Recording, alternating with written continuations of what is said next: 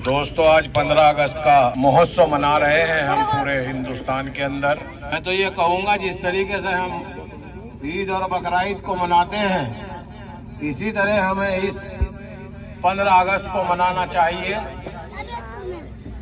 क्योंकि 15 अगस्त का जो ये दिन मिला है हमें, ये आजादी का दिन बहुत कुर्बानियां देकर मिला।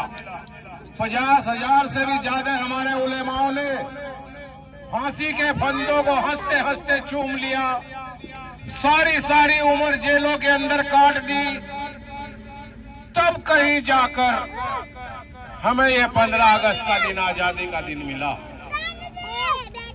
मुझे खुशी है कि मेरी बहनें भी सुन रही हैं। इस दिन का एहतमाम घरों के अंदर हमारे ये होना चाहिए कि हमारे घरों के अंदर सूरे यासीन की तिलावत हो, और जो आजादी में हमारे बुजुर्ग शहीद हुए हैं, उनके लिए दुआ की जाए कि अल्लाह ताला उन्हें आला से आला मकाम अदा फरमाए। वैसे तो वो लोग इंशाअल्लाह सुम्मा इंशाअल्लाह जिन्होंने कुर्बानी दी हमारे उलेमाओं ने, वो सारे के सारे खुले जन्नती हैं, क्योंकि जनता के लिए लड़े, गुलामी के लिए लड़े। गुलामी हमारे मजहब इस्लाम के अंदर हराम है, और आज फिर दोबारा वो लोग हिंदुस्तान की गद्दी पर हैं जिनके बड़े बुजुर्गों ने आजादी के अंदर कभी कोई कुर्बानी नहीं दी।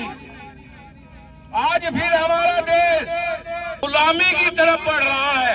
इसमें हम सबको चाहिए, जिस तरीके से हमारे बुजुर्गों ने हिंदू मुस्लिम सिख ईसाई आपस में है भाई भाई का नारा देकर हिंदुस्तान को आजाद कराने का काम किया, अब आज जो इस देश के अंदर सरकारें चल रही हैं, उन सरकारों को भगाने के लिए भी हमें हिंदू मुस्लिम सिख ईसाई को एक होना होगा और एक सेकुलर झंडे के नीचे आना होगा। दोस्तों, अब वो झंडा हमें देखना पड़ेगा कि कौन सा वो झंडा है जिसके नीचे हम लोग आए और इस हिंदुस्तान को आजादी मिले, इस हिंदुस्तान के अंदर भाईचारा कायम हो, इस हिंदुस्तान के अंदर हिंदू मुस्लिम एकता कायम हो। आजादी के बाद 52 साल तक हमने कांग्रेस को वोट दिया। कांग्रेस के दौर में 63,000 दंगे हुए,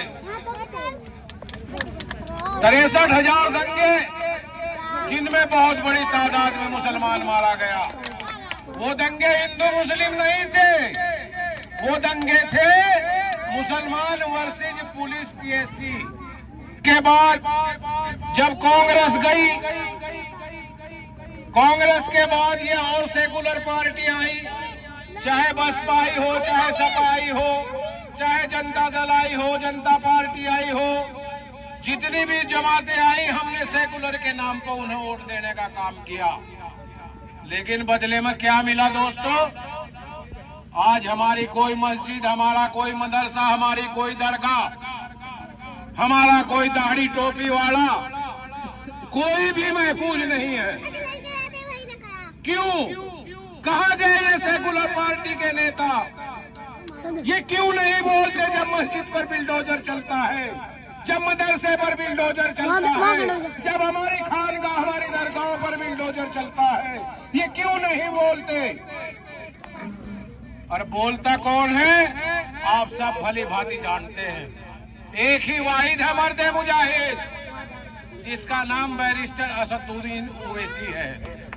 वो बोलते हैं, सदन के अंदर भी बोलते हैं और सड़क पर भी बोलने का काम करते हैं। दोस्तों, तो मैं तो अपने बुजुर्ग और अपने भाइयों से और अपनी बहनों से यही दरखास्त करूंगा कि जब भी चुनाव आए तो आप ओवैसी साहब के हाथों को मजबूत करें। ओवैसी साहब का निशान पतंग का है, याद रखना। बस उस निशान को ऐसा बना लो जैसा दलितों ने हाथी का निशान बना लिया, तुम अपना पतंग का निशान बना लो, तो इंशाअल्लाह आपकी दरगाहें भी महफूज होंगी आपकी मस्जिदा भी महफूज होंगी, आपके मदरसे भी महफूज होंगे, आपकी दाढ़ी और टोपी भी महफूज होगी, हमारी बहनों का हिजाब भी महफूज होगा। और ये जो मैंने हालत देखी यहाँ आते हुए, मतलब यहाँ विधायक मुसलमान और उसके बाद सड़कों का ये हाल है, यहाँ एमपी मुसलमान, उसके बावजूद सड़कों का ये हाल है। तो ऐसे मुसलमानों को आप वोट मत दो, ये मुसलमान वोट लेने के लायक नहीं है, ये तो दूसरी पार्टियों के गुलाम है। अगर वो कहेंगे तो ये बोल लेंगे ये तो रिमोट से चलने वाले हैं, रिमोट से, जैसे आपका टीवी रिमोट से चलता है ऐसे ही ये मुसलमान एमपी और एमएलए रिमोट से चलते हैं। तो मेरी बहने, आप भी आधी आबादी हो आप, और मेरे बुजुर्ग और नौजवान साथियों, इन बच्चों के भविष्य के बारे में सोचो और अपना निशान बस ऐसे पकड़ लो जैसे दलितों ने पकड़ा, 4 बार सरकार बनाई, जाटों ने सरकार बनाई 2% है, यादों की 4 बार सरकार बनी 7% है, और आप 20% हो। आपकी सरकार एक बार भी नहीं बनती, क्योंकि आपको सेकुलर के नाम पर ठगा जाता है। छोड़ दो ये ऐसा सेकुलरिज्म छोड़ दो। अगर सेकुलर कोई पार्टी है उसका नाम मजलिस है, MIM है दोस्तों, उस सेकुलरिज्म के नाम पे आप अपनी पार्टी को वोट दो, सारे आपके साथ आएंगे और इंशाअल्लाह आपका विकास होगा, आपकी सड़कें भी होंगी, आपकी बिजली का इंतजाम भी होगा, आपके बच्चों की पढ़ाई का इंतजाम होगा, आपके मोहल्लों के अंदर हॉस्पिटल होंगे, आपके स्वास्थ्य का इंतजाम भी होगा। तो